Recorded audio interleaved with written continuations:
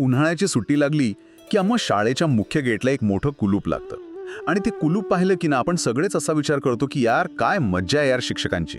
हो, अगदी बरोबर. म्हणजे सुट्टीची घंटा वाजली की यांचं काम संपलं. 2-2 महिने नुसता आराम. मला स्वतःला आठवत आहे शाळेत असताना मलाही अनेकदा वाटायचं की जगात जर कोणती सर्वात भारी नोकरी असेल तर ती शिक्षकांची. पण आज माझ्याकडे काही सरकारी अहवाल आणि शिक्षकांच्या ड्युटीचे अधिकृत रोस्टर्स आहेत. हो, आणि काही विस्तृत शैक्षणिक सर्वेक्षणे सुद्धा आहेत आपल्याकडे. एक्झॅक्टली. आणि आजच्या या डीप डाईव्हचं आपलं ध्येय हेच आहे की एका शालेय विद्यार्थ्यालाही समजेल अशा सोप्या भाषेत या आकडेवारीचं विश्लेषण करणं. आपण आज हे तपासणार आहोत की आपण आजवर जे काही मानत आलो आहोत ते पूर्णपणे चुकीचं असू शकतं का. नक्कीच चुकीचं असू शकतं. आपण ज्याला एकदम आरामाची नोकरी समजतो ना, तो प्रत्यक्षात एक प्रचंड मोठा गैरसमज आहे. आपण नेहमी फक्त नाण्याची एकच बाजू पाहतो. म्हणजे आपल्याला फक्त तो फळा, तो खडू आणि वर्गातले ते 35-40 मिनिटांचे तास एवढंच दिसतं. पण आज आपण ज्या कागदपत्रांचा अभ्यास करणार आहोत त्यावरून हा शिक्षकांना खूप सुट्ट्या असतात हा समज आपण मुळापासून तपासून पाहणार आहोत. आणि हे खूप महत्त्वाचं आहे कारण आपण सगळेच या व्यवस्थेतून गेलो आहोत. तर गैरसमजाकडून वास्तवाकडे जाण्यासाठी आपण सर्वात आधी ना गणिताचा आधार घेऊया. म्हणजे सोप्या भाषेत सांगायचं तर वर्षाचे 365 दिवस असतात. या अहवालानुसार त्यातले नेमके किती दिवस शिक्षक खऱ्या अर्थाने काम करतात. गणिताच्या भाषेत सांगायचं तर चित्र अगदी स्पष्ट आहे. आपण आगामी 2025-26 या शैक्षणिक वर्षाचं उदाहरण घेऊया. वर्षात 365 दिवस असतात हे तर आपल्याला माहिती आहे. हो, बरोबर. आता शिक्षकांच्या सुट्ट्या मोजूया. त्यात एकूण नियमित सुट्ट्या 127 असतात आणि इतर देय रजा ज्यामध्ये 12 किरकोळ आणि 10 अर्जित रजा असतात त्या मिळून 22 दिवस होतात. म्हणजे एकूण सुट्ट्या झाल्या 149. बरं. आता 365 मधून 149 वजा केले तर शिक्षकांचे किमान कामकाजाचे दिवस उरतात 216. थांबा, हे गणित मला थोडं पटत नाहीये. तुम्ही म्हणताय 216 दिवस काम, पण त्यांना दिवाळी आणि उन्हाळ्याची सलग सुट्टी मिळते तेव्हा तर त्यांना शाळेत जावं लागत नाही ना. मग त्यांना सुट्ट्या जास्त आहेत असा जो समज आहे त्यात गैर काय. हा अतिशय रास्ता प्रश्न आहे आणि इथंच लोक फसतात. उन्हाळ्याची आणि दिवाळीची सलग सुट्टी डोळ्यांना एकदम ठळकपणे दिसते. हो ना, तेच तर. पण जर आपण या 216 दिवसांची तुलना इतर सरकारी कर्मचाऱ्यांची केली तर सत्य बाहेर येतं. इतर सरकारी कर्मचाऱ्यांना शनिवार आणि रविवारचे मिळून तब्बल 104 दिवस सुट्टी असते. अरेच्या, हो, हे तर मी विसरलोच होतो. होय, शिवाय सार्वजनिक सुट्ट्यांचे 20 दिवस असतात. म्हणजे त्यांचे नियमित सुट्ट्या झाल्या 124. याशिवाय त्यांना 48 दिवसांच्या देय रजा मिळतात. म्हणजे कॅज्युअल लीव्ह आणि मेडिकल लीव्ह वगैरे. अगदी बरोबर. ज्यामध्ये किरकोळ अर्जित आणि वैद्यकीय रजा असतात. म्हणजे त्यांचे एकूण सुट्ट्या झाल्या 172 दिवस. आता 365 मधून 172 वजा करा, त्यांच्या वाट्याला येतात फक्त 193 कामकाजाचे दिवस. बापरे.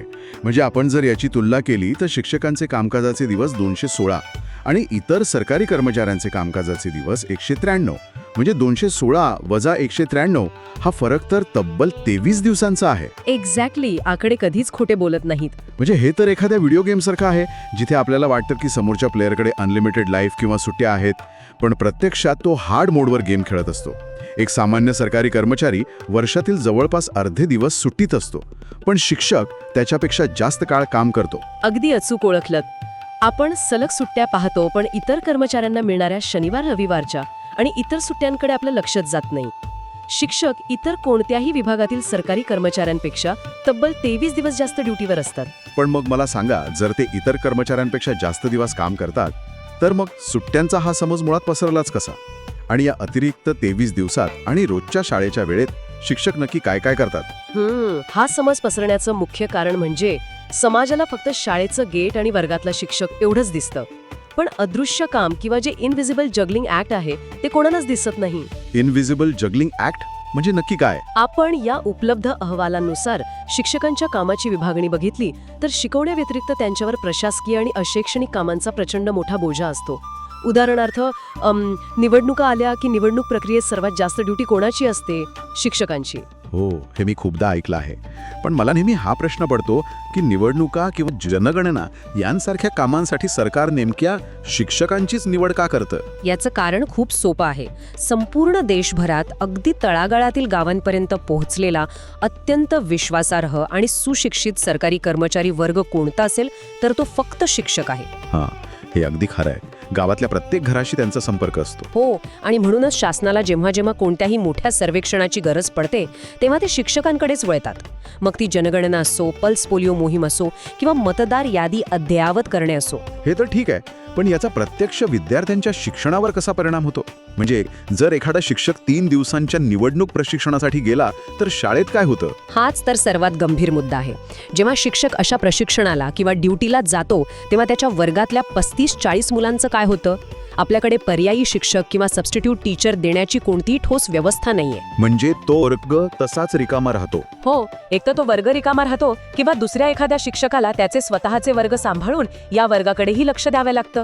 यामुळे संपूर्ण शाळेचं वेळापत्रक कोलमडतं. बापरे, म्हणजे एका व्यक्तीने एकाच वेळी 2-2 वर्ग सांभाळायचे.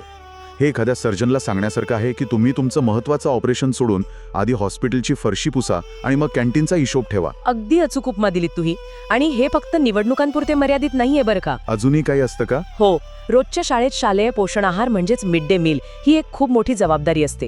हे फक्त मुलांना जेवण वाढण्याचं काम नाहीये, तर त्यासाठी लागणारा तांदूळ किती आला, त्याची गुणवत्ता कशी आहे, हे सगळं बघावं लागतं. म्हणजे भाजीपाला कुठून आणायचा, स्वयंपाकीन बाईंना सूचना देणे आणि या सगळ्याचा रोजचा हिशोब ठेवणे, हे सगळं शिक्षकांना करावं लागतं का? हो, हे सगळं शिक्षकांना किंवा मुख्याध्यापकांना करावं लागतं.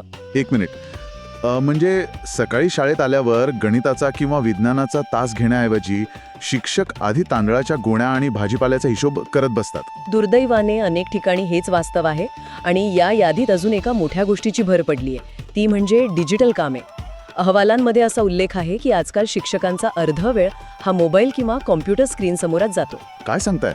म्हणजे नक्की कोणते डिजिटल कामं? उदाहरणार्थ शासनाचं युडाईस पोर्टल भरणे. हे युडाईस पोर्टल म्हणजे नक्की काय? बऱ्याचदा बातम्यांमध्ये हा शब्द ऐकायला मिळतो, पण सामान्य लोकांना याबद्दल काहीच माहिती नसते. युडाईस हा शासनाचा एक प्रचंड मोठा डेटाबेस आहे. सोप्या भाषेत सांगायचं तर शाळेतील प्रत्येक विद्यार्थ्याची इत्थंभूत माहिती यावर भरावी लागते.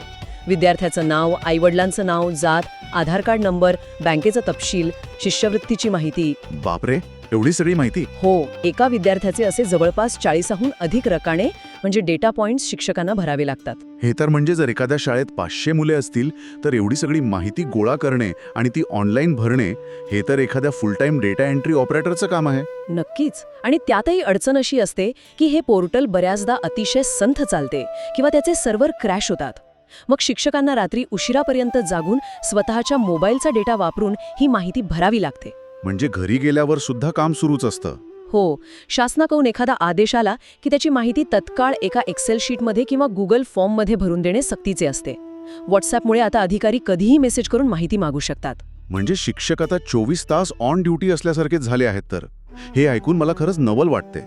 एकाच व्यक्तीने शिक्षक, डेटा एंट्री ऑपरेटर, पोषण आहार व्यवस्थापक आणि निवडणूक अधिकारी अशा सगळ्या भूमिका कशा काय निभावायच्या? तेच तर.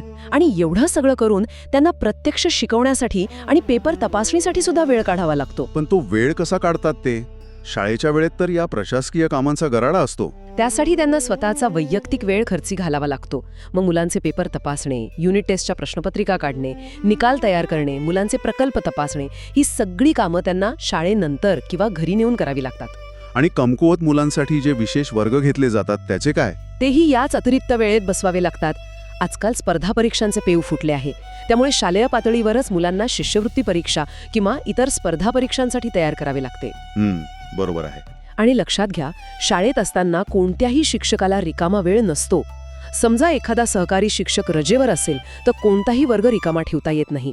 एका शिक्षकाला सलग 5-6 तास उभे राहून शिकवावे लागते. शिवाय सांस्कृतिक कार्यक्रम आणि क्रीडा स्पर्धा यांची तयारीही त्यांच्याच खांद्यावर असते. हे सगळं ऐकून माझ्या मनात ना एक मोठा प्रश्न निर्माण झालाय. जर सरकार त्यांच्याकडून एवढी सगळी ऑनलाईन कामे, डेटा एंट्री आणि इतर प्रशासकीय कामं करून घेत असेल तर नक्कीच शाळांमधील सोयीसुविधा एकदम उच्च दर्जाच्या असतील, बरोबर? काय म्हणताय? म्हणजे त्यांच्याकडे चांगले लॅपटॉप्स, हायस्पीड इंटरनेट आणि आरामदायी स्टाफ रूम्स असतीलच. कारण एवढं डिजिटल काम करायचंय तर सुविधा तर लागतीलच ना. इथेच तर या सर्वेक्षणांमधून समोर आलेले वास्तवाचे सर्वात भीषण रूप दिसते. सुविधांची गोष्ट तर खूप दूरची आहे. सर्वात मोठी अडचण ही आहे की अनेक राज्यांमध्ये 2013 पासून शिक्षकांची पुरेशी नोकर भरतीच झालेली नाहीये. काय? 2013 पासून? म्हणजे एका दशकापेक्षा जास्त काळ. पण मग नवीन मुलं तर शाळेत येतच आहेत, त्यांचं काय? मुलं येत आहेत पण शिक्षक निवृत्त होत आहेत आणि त्यांच्या जागी नवीन शिक्षक भरले जात नाहीयेत. यामुळे अनेक पदे रिक्त आहेत. आता आपण एका शालेय विद्यार्थ्याच्या दृष्टिकोनातून बघूया.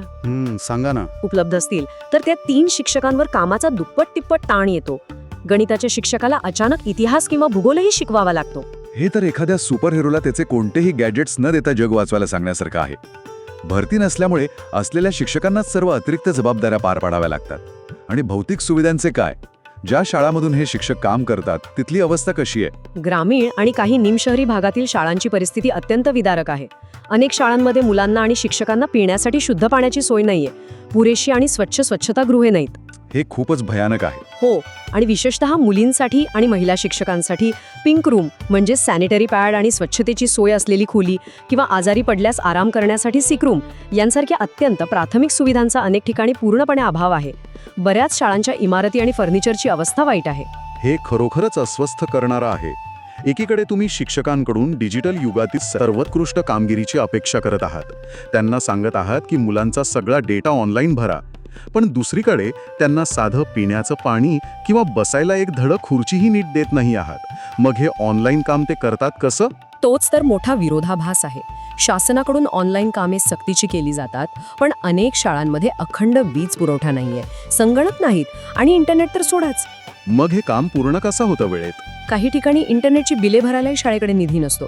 मग अशा वेळी बहुतांश शिक्षक स्वतःच्या खिशातून स्वतःच्या मोबाईलचा डेटा वापरून ही शासकीय कामे पूर्ण करतात. कोणत्याही पायाभूत सुविधांविना जेव्हा डिजिटल युगातील शिक्षणाची आणि रिपोर्टिंगची सक्ती केली जाते तेव्हा तो ताण थेट शिक्षकांच्या मानसिक आणि आर्थिक स्वास्थ्यावर पडतो. म्हणजे आर्थिक झळही बसतेच. स्वतःचा डेटा, स्वतःचे पैसे खर्च करायचे सरकारी कामासाठी. तीच नाहीये. शासनाच्या ज्या विविध परीक्षा असतात, काही ठिकाणी त्याची फी भरणे, विद्यार्थ्यांसाठी काही साहित्य आणणे, यात अनेकदा शिक्षक स्वतःचे पैसे खर्च करतात. बापरे. शिवाय बदल्यांचे एक वेगळंच संकट असते. प्रशासकीय कारणास्तव अचानक कुठेही बदली केली जाते. त्याचा प्रवासाचा खर्च, नवीन ठिकाणी स्थायिक होण्याचा खर्च आणि सर्वात महत्त्वाचे म्हणजे या सगळ्या प्रक्रियेत जो मानसिक ताण येतो तो पैशात मोजताना येणारा आहे. आणि या सगळ्यावर कडी म्हणजे आजकालची खासगी शाळांची आणि कोचिंग क्लासेसची स्पर्धा. अगदी बरोबर.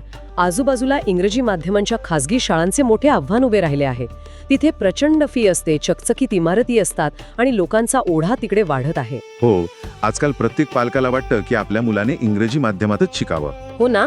आणि खासगी कोचिंग क्लासेसमुळे शिक्षणाचे बाजारीकरण झाले आहे. या सगळ्या गदारोळ्यात एका सामान्य सरकारी किंवा अनुदानित शाळेतला शिक्षक स्वतःचे अस्तित्व आणि शाळेचा दर्जा टिकवण्यासाठी एकाकी झुंज देत असतो. तो घरोघरी जाऊन गळती झालेली मुले शोधून आणतो, त्यांचे समुपदेशन करतो. म्हणजे ड्रॉपआउट्सना पुन्हा शाळेत आणण्यासाठी पण शिक्षकच झटतात. हो, काही वेळा माजी विद्यार्थी शाळेला मदत करतात, रंगरंगोटी करतात किंवा संगणकं देतात, पण प्रशासनाकडून त्याची म्हणावी तशी दखल किंवा कौतुक होत नाही. आज या विषयाच्या मुळाशी जाताना म्हणजे हे सगळे अहवाल आणि आकडेवारी तपासताना एक गोष्ट प्रकर्षाने जाणवते आहे. आपण सुरुवात केली होती एका साध्या सुट्ट्यांच्या गणितापासून, पण हे फक्त काही सुट्ट्यांचं प्रकरण नाहीये, तर हा एका संपूर्ण यंत्रणेचा प्रश्न आहे. अगदी बरोबर. या संपूर्ण चर्चेतून हे स्पष्ट होते की शिक्षक केवळ फळ्यावर लिहून ज्ञान देत नाहीत, ते खऱ्या अर्थाने समाजाचं भविष्य घडवणारे शिल्पकार आहेत. खरंय. कितीही अडचणी आल्या डोक्यावर, प्रशासकीय कामांचा डोंगर असला तरी ते विद्यार्थ्यांचं नुकसान होऊ देत नाहीत. एका पिढीला सुसंस्कृत करण्याचे आणि देशाचा पाया भक्कम करण्याचं काम ते अतिशय शांतपणे कोणत्याही सुविधांविना आणि पडद्यामागे राहून करत आहेत. म्हणूनच समाज म्हणून आपण हे समजून घेतलं पाहिजे की शिक्षकांना खूप सुट्ट्या असतात आणि त्यांची नोकरी आरामाची असते, हा एक अतिशय चुकीचा आणि अन्यायकारक गैरसमज आहे. आपण आजच्या गणिताने हे सिद्ध केलंय की ते इतर कर्मचाऱ्यांपेक्षा प्रत्यक्ष कामाचे अधिक दिवस भरतात. हो, आणि त्याहूनही महत्त्वाचे म्हणजे त्यांच्या कामाचे स्वरूप पाहता त्यांच्यावर असणारा ताण हा इतर कोणत्याही नोकरीपेक्षा वेगळा आणि जास्त संवेदनशील आहे. अगदी. आणि केवळ कामाचे तास नाही तर त्या कामाचा प्रभाव समजून घेणं गरजेचं आहे. शिक्षकांच्या व्यावहारिक अडचणी समजून घेऊन त्यांना योग्य त्या सोयीसुविधा मिळाव्यात. केवळ कागदोपत्री नाही तर प्रत्यक्ष जमिनीवर त्या सुविधा उतराव्यात, यासाठी संपूर्ण समाजाने त्यांच्या पाठीशी उभे राहिले पाहिजे. अगदी 100%. आपण नेहमी म्हणतो की आजची शालेय मुले ही देशाचे भविष्य आहेत, पण ते भविष्य घडवणारे हात कोणाचे आहेत? ते याच शिक्षकांचे आहेत. आजच्या या चर्चेतून आपण शिक्षकांच्या अदृश्य जबाबदाऱ्या आणि त्यांच्या अफाट कामाचे प्रत्यक्ष पुरावे पाहिले. पण आता ही चर्चा संपवताना एक नवीन आणि अत्यंत महत्वाचा विचार समोर येतो, ज्यावर आपण सर्वांनी मंथन करणं गरजेचं आहे. कोणता विचार? जरा विचार करूया. जर पोषण आहार व्यवस्थापन, जनगणना, निवडणूक आणि हजारो विद्यार्थ्यांचा डेटा भरणे हीच प्रशासकीय कामे इतकी महत्वाची आहेत, तर मग शाळेत एका स्वतंत्र शालेय प्रशासकाची किंवा स्कूल मॅनेजरची नेमणूक का केली जाऊ नये? काय होईल जर आपण या सर्व अशैक्षणिक कामांची जबाबदारी एका वेगळ्या यंत्रणेकडे दिली आणि शिक्षकांना फक्त आणि फक्त शिकू दिले? हा, खूपच उत्तम विचार आहे. ज्या शिक्षकांची नेमणूक आपण आपले भविष्य घडवण्यासाठी केली आहे, त्यांना जर कोणत्याही प्रशासकीय ताणाविना फक्त वर्गात मुलांसोबत वेळ घालवू दिला, तर आपल्या पुढच्या पिढीची बौद्धिक झेप किती मोठी असेल. जेव्हा आपण एखाद्या शाळेच्या गेटवर कुलूप पाहतो किंवा सुट्टीत रिकामा वर्ग पाहतो, तेव्हा या प्रश्नाचा नक्की विचार करायला हवा. ते कुलूप केवळ एका इमारतीला लागलेलं असते, पण एका शिक्षकाच्या मनातील विद्यार्थ्यांच्या प्रगतीचा विचार कधीच सुट्टीवर जात नाही.